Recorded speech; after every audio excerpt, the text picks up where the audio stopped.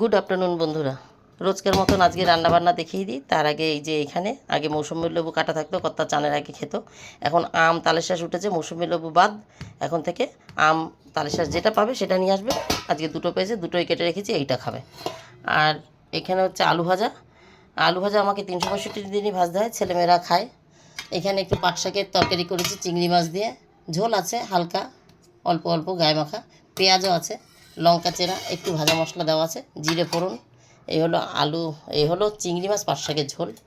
আর এই হলো জ্যান্ত মাছ এনেছে কর্তা আজকে, বাটা আর তেলাপিয়া, দুই ধরনের। ছেলেমেয়েরা বাটা মাছ খায় না, ওদের জন্য তেলাপিয়া, আমাদের জন্য বাটা। দুই ধরনের মাছ একসঙ্গে রান্না করে রেখেছি। কুশি দিয়ে, এই যে সবুজ সবুজ দেখতে পাচ্ছ, কুশি বা চিচিঙ্গে যাই বলো, গরমের একদম পারফেক্ট খাবার, পাতলা ঝোল। পুরোটা নাড়াতে পারছি না, উপর থেকে দেখিয়ে দিলাম। আর এখানে পরবর্তী সংবাদ, এই যে আবার পরে যে ফলের রচনা হবে সেই রচনা এইখানে। পরবর্তী আবার ফল এখানে সবার জন্য, কিন্তু ছেলেমেয়েরা খায় না দেখে এই যে, মানে খায় না বলতে শক্ত খায়, একটু নরমটা খায় না, তাই একটু বেছে বেছে শক্ত 4 পিস আমের টুকরো কেটে রেখেছি। তাহলে এই হলো রান্নাবান্না আজকের মতন, টাটা।